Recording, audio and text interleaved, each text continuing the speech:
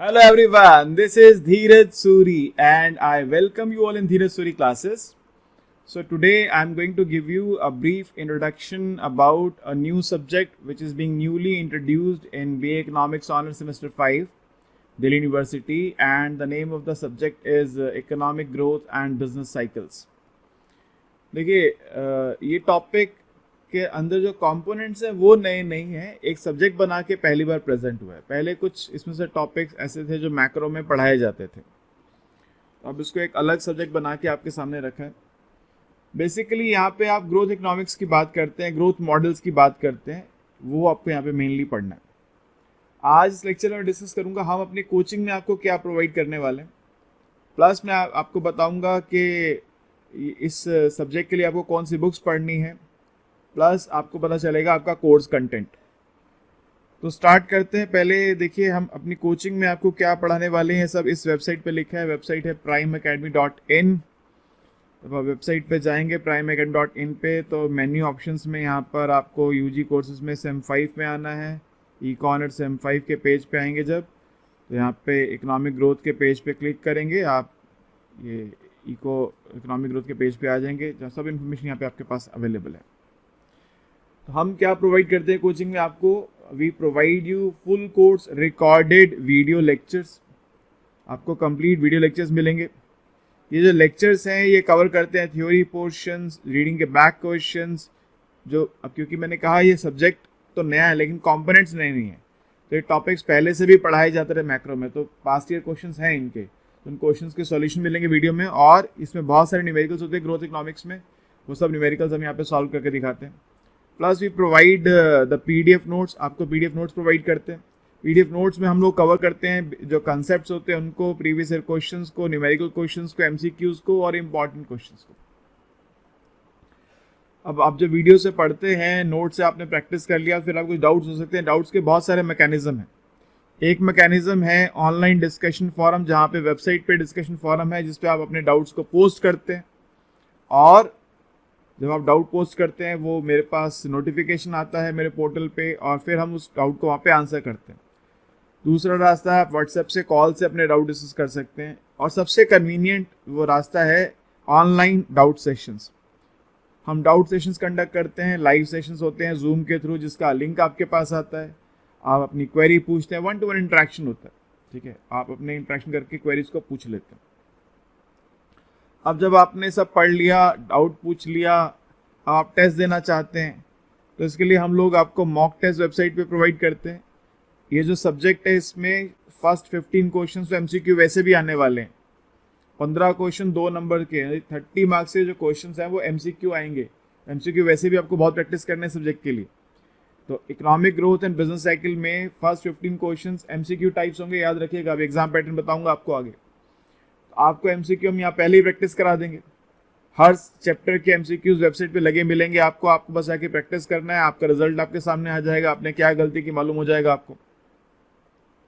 और कोई क्वेश्चन अगर आपसे एमसीक्यू में सॉल्व नहीं हो रहा तो वही रास्ता है आपके पास, डाउट सेशन में आइए और अपनी बात डिस्कस कीजिए, ठीक है।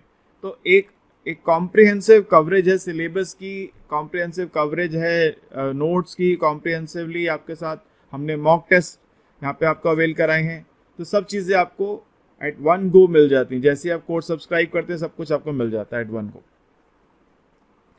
अब आगे चलते हैं जी। यहाँ पे देखिए मैंने डेमो लेक्चर्स वगैरह सब लगा के आपको दिए हुए हैं, आप देख सकते हैं। अभी और डेमो लेक्चर्स लग जाएंगे ग्रेजुअली। जैसे मैंने कहा था मॉक टेस्ट हम प्रोवाइड करते हैं, तो एक मॉक टेस्ट हमने यहाँ पे लगा के आपको दिया हुआ है, आप अटेम्प्ट कर सकते हैं। आपको आइडिया हो जाएगा किस तरह के टेस्ट आपको यहाँ पे मिलने वाले हैं। पीडीएफ नोट्स हम प्रोवाइड करते हैं। जो आपका फर्स्ट चैप्टर बहुत बेसिक है, उसमें कुछ खास नहीं है, इसलिए जो सेकंड जो मेन चैप्टर है जहाँ से कोर्स शुरू होता है, तो सबसे इंपॉर्टेंट चैप्टर जहाँ से कोर्स शुरू होता है वो सोलो मॉडल, उसको मैंने यहाँ पे आपको उसके पीडीएफ नोट्स लगा के दिए हैं। आप इसको डाउनलोड कर सकते हैं अपने पास और देख सकते हैं। जब कोर्स सब्सक्राइब करेंगे तो पूरे कोर्स के पीडीएफ आपको मिल जाएंगे। आपको रीडिंग लिस्ट अगर देखना चाहते हैं तो यहाँ पे इस लिंक पे क्लिक करेंगे, आपको रीडिंग लिस्ट मिल जाएगी, ठीक है। 2024 की जो रीडिंग लिस्ट है आप देख सकते हैं क्या क्या आपका कंटेंट है जो आपको पढ़ना है। आपको 2 बुक्स मेनली पढ़नी है, एक है चार्ल्स जॉन्स और वोल्फ्राम डीट्रिच। ये पहले से लगी हुई है जॉन्स की बुक, जो है पहले मैक्रो मैंने कहा पढ़ाई जाती थी, और एक बुक है कॉलिन वेंडी एंड सॉस्की, डेविड सॉस्की। ज़्यादातर टॉपिक आपके चार्ल्स जॉन्स में से हैं जो आपको पढ़ने हैं, कुछ टॉपिक सेकेंड रीडिंग में से।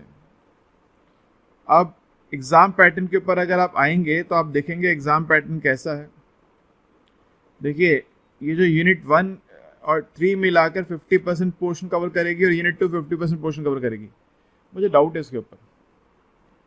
ये डाउट इसलिए है कि यूनिट 1 और 3 मिलाकर इतना कंटेंट ही नहीं है उनके अंदर कि 50% क्वेश्चन वहाँ से बन सके। उनमें इतना कंटेंट ही नहीं है, इतना कम कंटेंट है इन दोनों यूनिट्स के अंदर कि 50% पेपर वहाँ से बनाना मुश्किल पड़ जाएगा एग्जामिनर को।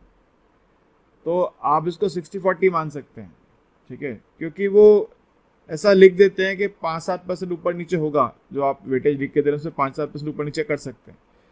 तो आप ये मान लीजिए, वैसे 50-50 लिखा है, यूनिट 2 50% है, 1-3 मिला के 50% है, मगर मुझे लगता है यूनिट 2 ही 60% होगा और 1-3 मिला के 40% हो जाए तो गनीमत है, क्योंकि उनमें इतना कंटेंट नहीं है कि जितने क्वेश्चन से बन सके। जैसे मैंने कहा था आपको कि पेपर में 3 सेक्शंस आएंगे और तीनों सेक्शन 30 मार्क्स ईच होंगे, तो 90 मार्क्स का पेपर है। सेक्शन ए 30 मार्क्स का, सेक्शन बी 30 मार्क्स का, सेक्शन सी 30 मार्क्स का। सेक्शन ए में 15 MCQ होंगे 2 मार्क्स ईच के, या वन लाइन आंसर क्वेश्चन होंगे, या तो MCQ होंगे या 1 लाइन आंसर, एक्सप्लेनेशन नहीं देनी है, क्लियरली लिखा होगा एग्जाम में। सेक्शन बी में आपको 8 में से कोई 6 क्वेश्चन करने होंगे, 5 मार्क्स ईच क्वेश्चन होगा, तो 6 5 30 हो गया। सेक्शन सी में आपको 4 क्वेश्चन आएंगे, कोई 3 करने होंगे, 10 मार्क्स का क्वेश्चन होगा, तो ये भी 30 मार्क्स हो गया, ठीक है। जो मेनली तो ये 3 सेक्शन आपके सामने आएंगे। आपको ध्यान ये रखना है कि ज़्यादा फोकस आपका जो रहेगा वो यूनिट 2 के ऊपर रहेगा। अभी आप सिलेबस देख लेंगे, आप खुद समझ जाएंगे कि मैं ऐसा क्यों कह रहा हूँ। Unit 1 is only introduction, only introduction हमको पढ़ना है चार्ल्स जॉन्स में से चैप्टर नंबर 1। इसमें सिर्फ ये है कि इकोनॉमिक ग्रोथ, इकोनॉमिक डेवलपमेंट क्या होता है, इकोनॉमिक ग्रोथ का डेटा है कुछ कंट्रीज़ का, और कुछ स्टाइलाइज फैक्ट्स हैं जिसको आप इंपॉर्टेंट पॉइंटर्स कह सकते हैं। ये बुक इसको स्टाइलाइज फैक्ट्स कहती है। जैसे कुछ बच्चे इंपॉर्टेंट पॉइंटर्स बनाते हैं, नोट्स बनाते समय पॉइंटर्स, ये मेन बातें मुझे ध्यान रखनी है, तो उसको स्टाइलाइज फैक्ट्स कह के रिप्रेजेंट करती है चार्ल्स जॉन्स की बुक अलग जगहों पर। तो कुछ इकोनॉमिक ग्रोथ जो ओवर द पीरियड कंट्रीज की रही है उसके ऊपर कुछ स्टाइलाइज फैक्ट्स हैं। बहुत छोटा सा चैप्टर है ये, 60 मिनट्स का इसके ऊपर हमारे लेक्चर्स हैं, एक 40 मिनट का, एक 20 मिनट का, 2 लेक्चर इसके ऊपर, ठीक है। बहुत बेसिक टॉपिक्स हैं, ठीक है। यहाँ से आप इसको ये मान के चलिए बस, ठीक है, एक स्टार्टिंग पहला गियर जैसे गाड़ी में लगता है वो है।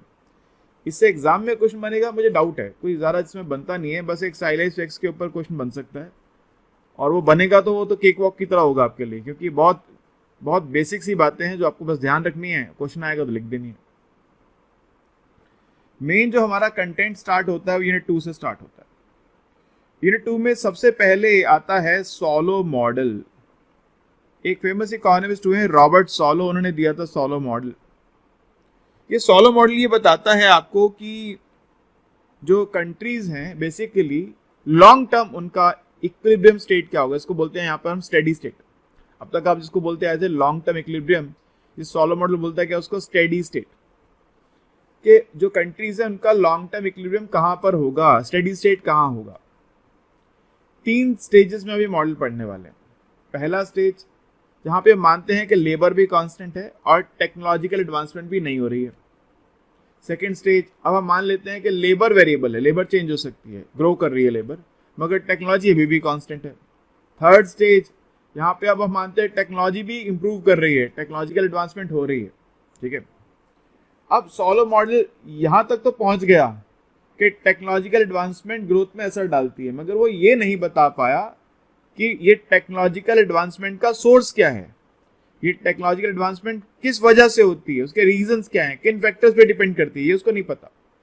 वो ये मानता है कि ये एक्सोजीनियस है, एक कांस्टेंट रेट है इसका, वो रेट कहाँ से आया हमको वो नहीं पता। सॉलो मॉडल को ये बात नहीं पता, ठीक है, इसलिए इसको एक्सोजीनियस मॉडल बोलते हैं, एक्सोजीनियस ग्रोथ मॉडल। इसके ऊपर अभी एट प्रेजेंट 300 मिनट्स के लेक्चर से मान के चलिए बढ़ेंगे, ठीक है, ये बढ़ेंगे लेक्चर्स। ये सब टॉपिक्स मैंने बताया, बेसिक अजम्पशंस क्या हैं, प्रोडक्शन फंक्शन, मार्जिनल प्रोडक्टिविटी, ठीक है, टॉपिक्स मैंने लिखे, आप एक बार देख लीजिएगा। मेन बात मैंने आपको बताई क्या, आपको यहाँ पे फाइंड करना होता है कि जो स्टेडी स्टेट है वो इकोनॉमी का कैसे आएगा। इसके ऊपर थ्योरी भी है, न्यूमेरिकल्स भी हैं। स्टेडी स्टेट मैंने बताया 3 स्टेजेस में, जहां पहली से जहां पे पॉपुलेशन भी कांस्टेंट लेके चलेंगे और टेक्नोलॉजी भी कांस्टेंट लेके चलेंगे, सिर्फ कैपिटल वेरी करेगा। सेकंड स्टेज जहां पे कैपिटल के साथ साथ लेबर भी ग्रो करेगी, टेक्नोलॉजी कांस्टेंट रहेगी। थर्ड स्टेज जहां पे टेक्नोलॉजिकल एडवांसमेंट भी होगी, मगर सॉलोमन मॉडल ये नहीं बता पाता कि टेक्नोलॉजिकल एडवांसमेंट का रीजन क्या है। इसके बाद इसी पे अगला चैप्टर भी है, वो है एम्पेरिकल एप्लीकेशंस। यहाँ पे पढ़ेंगे हम लोग अगर ह्यूमन कैपिटल को ऐड कर लें तो क्या होगा। और जैसे आप देखिए सेकेंड वर्ल्ड वॉर के बाद जापान और जर्मनी ये सेकेंड वर्ल्ड वॉर में हार गए थे, और हार के गए थे, डिस्ट्रॉय हो गए थे।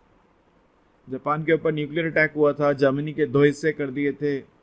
लेकिन आज ये कंट्रीज कहाँ हैं? वर्ल्ड की लीडिंग इकोनॉमीज हैं ये, जर्मनी एंड जापान।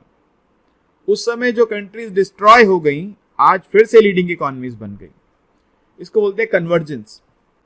ठीक है, अगर आपका स्टेडी स्टेट उस जगह पर है जहां पे वर्ल्ड की लीडिंग इकोनॉमीज हैं, तो लॉन्ग टर्म में अपने आप वहां पहुंच जाओगे आप। लेकिन अगर आपका स्टेडी स्टेट इक्विलिब्रियम वहां है ही नहीं जहां लीडिंग इकोनॉमीज है, तो आप वहां कभी नहीं पहुंचोगे। तो यही कन्वर्जेंस का कंसेप्ट है। अब मैंने बहुत बेसिक आइडिया दिया, डिटेल तो लेक्चर में पढ़ेंगे। और फिर इवोल्यूशन ऑफ इनकम डिस्ट्रीब्यूशन, ये छोटा सा टॉपिक है, बहुत बड़ा टॉपिक नहीं है। यहां से मेन जो क्वेश्चन अभी आपका बनता है वो बनता है सॉलो मॉडल से, और ये सॉलो मॉडल से क्वेश्चन हर सेक्शन में आएगा। सेक्शन ए में एमसीक्यू में भी आएगा, सेक्शन बी जो आपने करने हैं क्वेश्चन, छोटे क्वेश्चन जो करने हैं उसमें भी आएगा, और सेक्शन सी जो वहाँ पे लॉन्ग क्वेश्चंस हैं, ऐसे टाइप क्वेश्चंस होते हैं, वहाँ आने का भी बहुत चांस है सॉलो मॉडल का क्वेश्चन आने का। तो इसको चैप्टर को बहुत डिटेल में मैंने डिस्कस किया। मैंने कहा अभी तो और लेक्चर्स इसमें ऐड होंगे, तो आप इसको बहुत ध्यान से पढ़िएगा। ठीक है, नेक्स्ट जो टॉपिक आता है वह है यहाँ से एंडोजीनियस मॉडल्स की स्टार्टिंग होती है। उसमें पहला कंसेप्ट है इकोनॉमिक्स ऑफ आइडियाज। सॉलो मॉडल ये नहीं बता पाया था कि जो टेक्नोलॉजिकल एडवांसमेंट है इसकी रीजन क्या है, क्या वजह है टेक्नोलॉजिकल एडवांसमेंट की। तो रोमर मॉडल, ठीक है, रोमर मॉडल जो है वो ये बताने की कोशिश करता है। उसके लिए पहले हम पढ़ते हैं इकोनॉमिक्स ऑफ आइडियाज। आइडिया देखिए क्या है, किसी भी टेक्नोलॉजिकल एडवांसमेंट का, किसी भी ग्रोथ का एक रीजन होता है, वो होता है आइडिया। आज आप देखिए टच स्क्रीन फोन यूज करते हैं। मैंने 1999 में मोबाइल फोन खरीदा था, ठीक है, और जब मैंने फोन लिया था उस समय वो आते थे, क्या बोलते हैं, सीमेंस के फोन आते थे, S4 S10 करके, ऐसे ईंट की तरह फोन होते थे, ईंट के जैसे, एक इतनी लंबी ईंट जैसे होती ना, इतने भारी होते थे फोन, वो वॉकी टॉकी की तरह। और लोग आगे पैंट में, बेल्ट में उनको ऐसे टांग लिया करते थे, लंबा सा एंटीना निकल रहा होता और बड़ी शान से चलते थे। मोबाइल फोन है मेरे हाथ में। उस समय किसी ने सोचा नहीं था कि कभी कोई टच स्क्रीन फोन भी आएगा, हम टच करके उसको स्वाइप कर सकेंगे। उसमें तो बटन होते थे, दबाने पड़ते थे, दबा रहे हो 2, बटन भी इतने पास चिपके होते थे, दबाना है 2, दब जाता था 5, गड़बड़ हो जाती थी। ठीक है, लेकिन अभी क्या है, अब टेक्नोलॉजी बढ़ गई, आगे आ गई, अब टच स्क्रीन फोन आ गए। तो किसी ने तो सोचा होगा ना कभी बैठ के कि टच स्क्रीन बनाई जा सकती है, किसी ने सोचा होगा, उसने एक आइडिया जनरेट किया, उसने टच स्क्रीन नहीं बनाई, ये बात जान लीजिए। जिसने आइडिया जनरेट किया, टच स्क्रीन उसने नहीं बनाई, उसने सिर्फ उसका प्रोसेस बनाया, ऐसे ऐसे करके बन जाएगी। वो जो आइडिया है, उस आइडिया को उसने फिर किसी को सेल किया, जिसको सेल किया उसने टच स्क्रीन बनाई, और फिर बाकी कंपोनेंट्स बने। तो ये आइडियाज का क्या रोल है। और देखिए, आपको चाय बनानी आती है, आप चाय बना रहे थे, मैं आपके पास खड़ा था, आपको चाय बनाते देखा, मैं भी सीख गया। तो ये आइडियाज जो होते हैं क्या होते हैं, मेनली ये नॉन राइवलरस होते हैं। आपको चाय बनानी आती है और आपसे मैं सीख गया, तो आपको चाय बनानी कम नहीं आ जाएगी। अब मैं आपको पढ़ा रहा हूं, ठीक है, आप मुझसे पढ़ रहे हैं, आपके पढ़ लेने से मेरी नॉलेज कम नहीं हो जाएगी। तो ये आइडियाज क्या होते हैं, नॉन राइवलरस होते हैं। तो उसके ऊपर पूरा ये चैप्टर है, इकोनॉमिक्स ऑफ आइडियाज के ऊपर। बहुत इंटरेस्टिंग चैप्टर है, बड़ा मजेदार है। ठीक है, और ये भी इंपॉर्टेंट चैप्टर है। इसमें एक न्यूमेरिकल है जो अक्सर एग्जाम में आता रहा है। पहले सेमेस्टर 4 मैक्रो में था ये टॉपिक, सेम 4 मैक्रो के अंदर होता था। तो इसमें से एक न्यूमेरिकल, एक ही न्यूमेरिकल है इसमें, और वही बार बार आता था। आपको भी वही आएगा, न्यूमेरिकल ही एक ही है। ठीक है, तो उसको ध्यान से पढ़ना है, मैंने करा रखा लेक्चर्स के अंदर। और उसके बाद अगला चैप्टर जो है ये सोलो मॉडल के बाद ये एक दूसरा माइलस्टोन है इस कोर्स का, this is another milestone, engine of growth. यहाँ पे दो मॉडल हैं बहुत important, Romer model and Schumpeterian growth model. दोनों मॉडल को पढ़ना है, ये आइडियाज पे ही बेस्ड है बेसिकली। रोमर मॉडल क्या कह रहा है, शुम्पीटर क्या कह रहे हैं, उनके मॉडल्स को पढ़ना है, उनके मॉडल्स की इकोनॉमिक्स कैसे वर्क करती है उसको पढ़ना है। बहुत लंबा टॉपिक है, अभी ये 300 मिनट है, ये कम से कम नहीं तो 500 से 600 मिनट के बीच में खत्म होगा चैप्टर ये वाला। 500 मिनट तो जाएगा ही जाएगा, बहुत बड़ा चैप्टर है, सोलो मॉडल से बड़ा चैप्टर है और सोलो मॉडल से ज्यादा क्वेश्चन इसके आएंगे। ठीक है, इस चैप्टर में सबसे ज्यादा क्वेश्चन आप समझ लीजिए कि लगभग 25%, 20 से 25% आपका जो कोर्स है ना पूरा इकोनॉमिक ग्रोथ बिजनेस साइकिल्स का, वो ये चैप्टर ही है। इतना इंपॉर्टेंट चैप्टर है, बहुत ध्यान से पढ़ना होगा आपको। अभी मैं बातें बोलूंगा तो अभी क्योंकि पढ़ाई कुछ नहीं है आपने, तो क्या पता चलेगा आपको कि ग्रोथ इफेक्ट क्या होता है, लेवल इफेक्ट क्या होता है, उनमें क्या फ़र्क है। और फाइनल गुड सेक्टर, जैसे मैंने आपको कहा था, जिसने टच स्क्रीन सोची तो उसने एक आइडिया जनरेट किया और उसने फिर क्या किया, इसको, वो रिसर्च सेक्टर के अंदर है, उसने ये टच स्क्रीन किसी कंपनी को बेच दी आइडिया को। उस कंपनी ने क्या किया, उस कंपनी ने टच स्क्रीन बनाई, फिर किसी कंपनी ने प्रोसेसर बनाया, किसी कंपनी ने हार्ड डिस्क बनाई, किसी ने रैम बनाई, किसी ने स्पीकर बनाया, किसी ने माइक बनाया। उन सब ने, फिर एक तीसरी कंपनी आई, उसने इन सब का सामान खरीद लिया। टच स्क्रीन वाले से टच स्क्रीन खरीद ली, माइक वाले से माइक, कैमरा वाले से कैमरा, हार्ड डिस्क वाले से हार्ड डिस्क, मदरबोर्ड वाले से मदरबोर्ड, सब खरीद के असेंबल करके अपना टैग लगाया ऊपर सैमसंग और बेच दिया। सैमसंग खुद भी बनाता होगा, मुझे नहीं पता, तो वैसे ही बोल रहा हूँ। ठीक है, तो पॉइंट क्या है यहाँ पे, एक रिसर्च सेक्टर है, फिर एक इंटरमीडिएट गुड सेक्टर है जो ये सारे कंपोनेंट्स बनाते हैं, और फिर एक फाइनल गुड सेक्टर है जो कि इन सब कंपोनेंट्स को खरीद के असेंबल करता है और एक फाइनल प्रोडक्ट बना के बेच देता है मार्केट में। इस पूरी इकोनॉमिक्स कैसे वर्क करती है, इसके क्या क्या चैलेंजेस हैं, ये मॉडल कैसे काम करता है, इस पर क्या न्यूमेरिकल्स हैं, बहुत डिटेल में यहाँ पे डिस्कशन है। इंटरेस्टिंग है, थोड़ा सा टफ भी है, तो ध्यान से पढ़ना होगा। इसमें से न्यूमेरिकल्स भी आएंगे, एमसीक्यू भी आएगा, थ्योरी भी आएंगे, हर सेक्शन में क्वेश्चन होगा इस चैप्टर का, ये लिख लो आप। हर सेक्शन के अंदर से क्वेश्चन होगा, ऐसा कोई सेक्शन नहीं होगा जिसमें इसका क्वेश्चन ना हो। इसके बाद बेसिक मॉडल्स हैं, देखिए कुछ बेसिक एंडोजेनियस मॉडल्स होते हैं,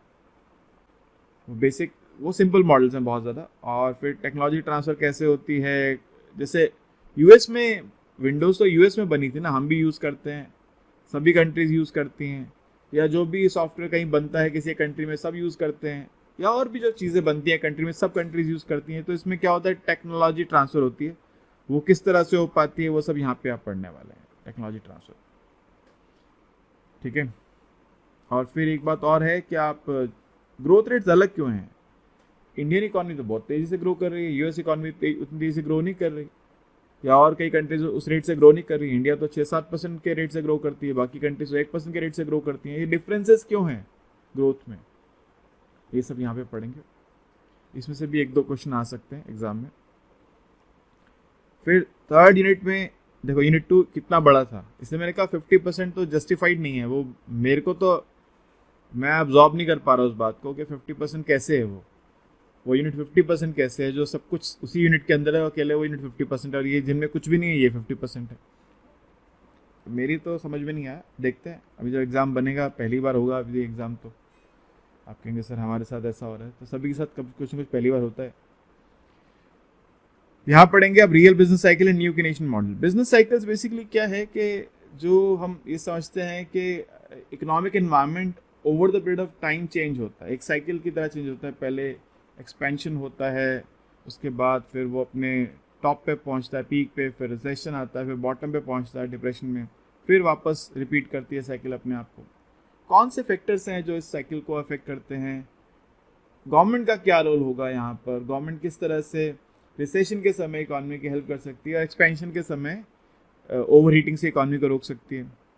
फिर न्यू किनेशन मॉडल है और स्टेबलाइजेशन पॉलिसी है। कीन्स ने आप जानते हैं जब डिप्रेशन हुआ था, ग्रेट रिसेशन 1930s में, तो उसके बाद कीन्स की इकोनॉमिक्स आई थी, मगर उसके बाद भी 20-30 साल बाद फिर से रिसेशन आया, तो उसके बाद न्यू क्लासिकल आया, फिर न्यू केनेशियन आया। तो न्यू केनेशियन हमारे पास यहाँ पे मॉडल है और स्टेबलाइजेशन पॉलिसी है।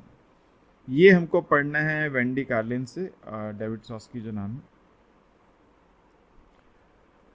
तो ये आपका मेनली कंटेंट है सिलेबस का। आप देख सकते हैं यहाँ पे 3 ही यूनिट्स हैं। ये आपको जो पढ़ना था चैप्टर 2 से चैप्टर 6 के बीच में पढ़ना था, यहाँ पे जो मैंने आपको बताया वहाँ पे चार्ल्स जॉन्स में से चैप्टर 1 सेक्शन 3.2। अब 3.2 यहाँ क्यों डाल दिया ये भी नहीं पता चला। जब तक आपने कन्वर्जेंस नहीं पढ़ी है, जब तक आपने सॉल्व मॉडल नहीं पढ़ा, कन्वर्जेंस कैसे समझ में आएगी आपको। तो ये कन्वर्जेंस का टॉपिक यहाँ पे ऐड कर रखा है यूनिट 1 में, मैंने उसको यही यूनिट 2 में ऐड पढ़ाया है, ठीक है। क्योंकि जब तक आपने ग्रोथ मॉडल्स को ही नहीं पढ़ा तो कन्वर्जन समझ में आना थोड़ा सा मुश्किल टास्क है। और बुक भी बाद में पढ़ा रही है, सिलेबस पहले पढ़ाना चाहता है, लेकिन मैं ऑर्डर में चल रहा हूँ, मैं इसको तभी पढ़ा रहा हूँ जहाँ पे वो है, ठीक है। अच्छा, यहाँ पे इस वजह से इसका एक क्वेश्चन आएगा तो बैलेंस करने के लिए इसको ऊपर कर दिया उन्होंने, ताकि यूनिट्स को बैलेंस किया जा सके। और लास्ट यूनिट में से एक ही chapter, chapter 16, Wendy Carlin Wendy और सॉस्की, डेविड सॉस्की का एक ही चैप्टर 6 में पढ़ना है आपको। तो मेनली मैंने कहा था आपको जो पढ़नी है बुक, जो पढ़नी है वो मेनली आपको चार्ल्स जॉन्स पढ़नी है, बाकी दूसरी बुक जो है उसका एक टॉपिक ही है जो पढ़ना है आपको। तो मेन जो कंटेंट है वो चार्ल्स जॉन्स में से पढ़ना है हमारे को, ठीक है जी। तो ये था पूरा आपका एक brief introduction about the syllabus. हम लोग क्या कोचिंग में प्रोवाइड करेंगे, कंटेंट क्या है, एग्जाम पैटर्न क्या है, ये सब बातें मैंने आपके साथ डिस्कस कर दी हैं। कोई क्वेरी आपके अंदर अभी भी है, कोई बात आप मुझसे पूछना चाहते हैं, तो नीचे मेरा व्हाट्सअप नंबर है, व्हाट्सएप पे कॉल करके मेरे साथ डायरेक्ट कनेक्ट करके अपनी बात डिस्कस कर सकते हैं, ठीक है। Okay, good bye, thank you.